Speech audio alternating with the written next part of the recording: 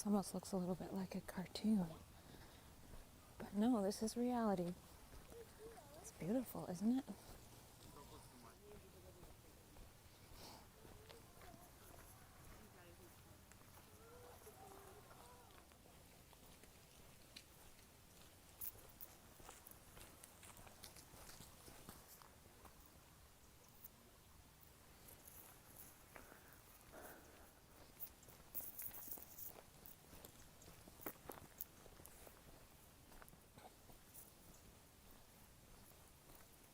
I've been seeing some things pretty clearly yesterday and today.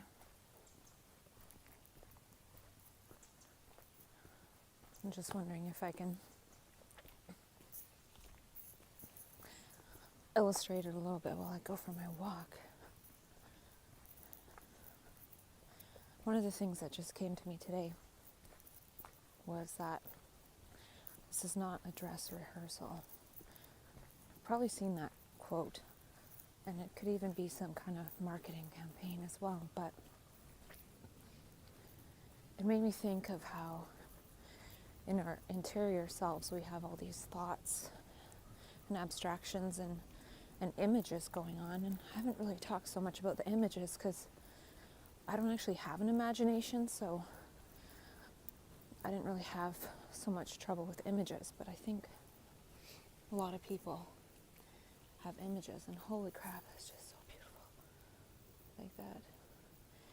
And when I was thinking about this dress rehearsal thing, it came at the end of already seeing things about how this inner and outer process might work a little bit. But I thought that we have these inner dress rehearsals going on in our mind about past, or even rehearsing the present situation before we actually act. If we're rehearsing something for the present moment while something else is going on, then we're just sort of recombining the past, and we're not really responding adequately to the present moment. We're responding how we think based on our past.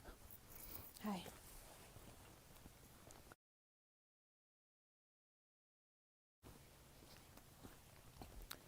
And then, so it's like we have these inner dress rehearsals going on all the time, like replaying the past or dress rehearsal for the present. And when that's going on, we're not actually in our full attention in the moment.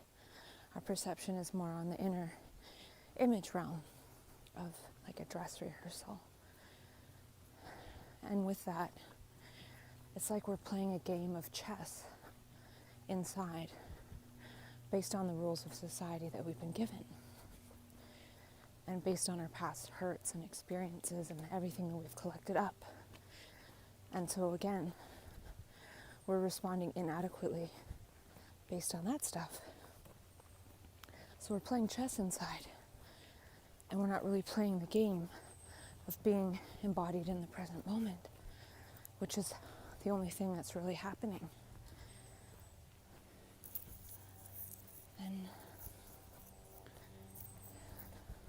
And so we're missing out on the experience of right now. So when we experience beauty or something that sort of strikes us, we're brought into the present moment, and we think, oh wow, that's so amazing. But really, it's how it is. But since our attention is on this inner world of images, we miss out on that.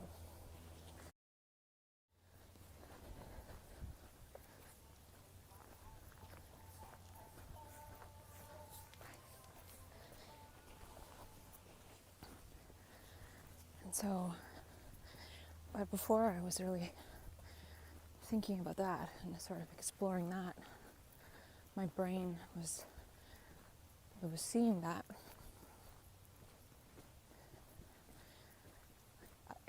on the exterior we have time and space, which is pretty obvious. We go about space, chronological time goes by. And so we've created sort of this inner psychological equivalent of time and space by accumulating all these memories and using those memories in order to respond or react to the present moment. So we're paying attention to our inner images to respond to the present moment. And by collecting these memories, we create the center, which is the me.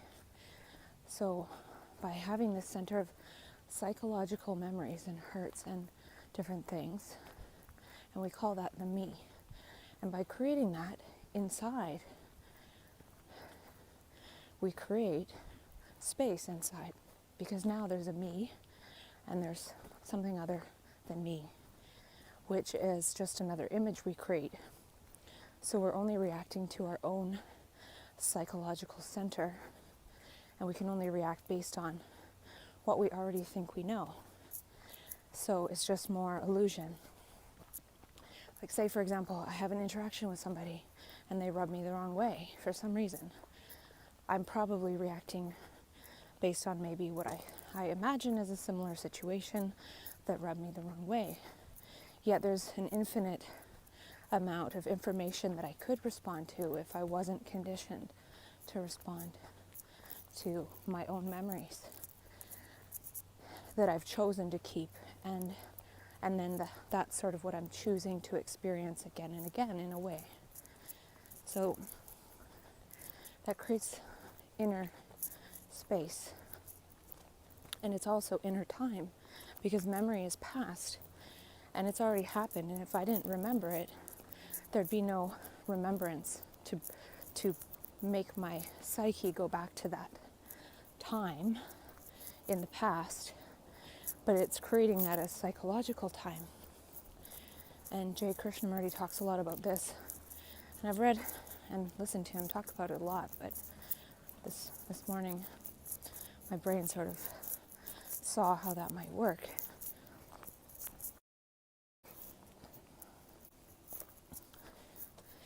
So there's the time as the me and the space as the me. The me, like an object, requires space. So if I have an inner me, it requires space. And so what it seems is that since the exterior, the dimensions are time and space, we've then painted over the interior with the equivalent image domain of sort of psychological stuff, which is no longer equivalent to the present moment. So we have a psychological accumulation image of ourselves that isn't equivalent to the present moment, but that's what we use to see and supposedly perceive and react to the present moment, which has nothing to actually do with the present moment. And how I sort of came to that, and there might be more to it too that I'm not remembering at this moment, but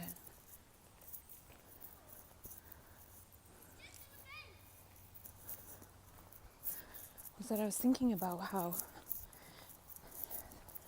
since that inner domain of time and space is actually an illusion, it's all these images, and certain people are seen as having actual hallucinations when they see those images outside, or delusions if they're reacting to images that are on the inside and giving them false beliefs.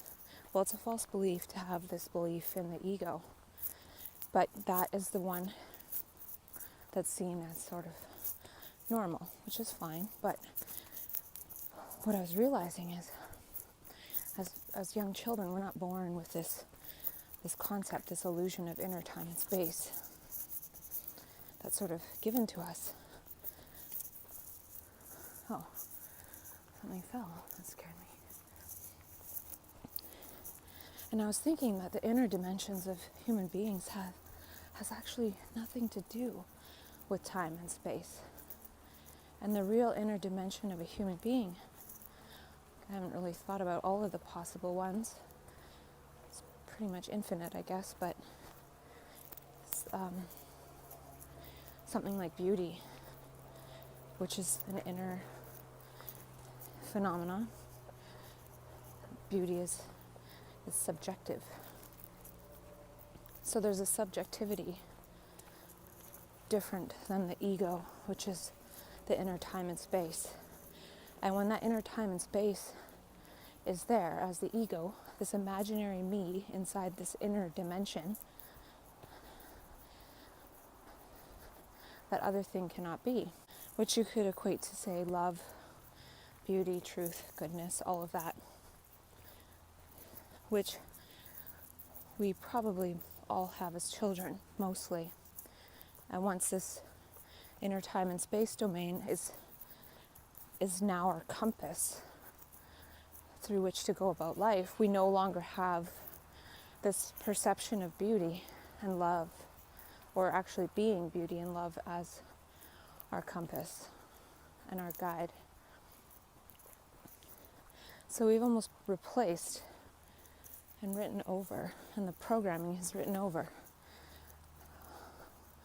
what is really meant to operate in us as humanity. And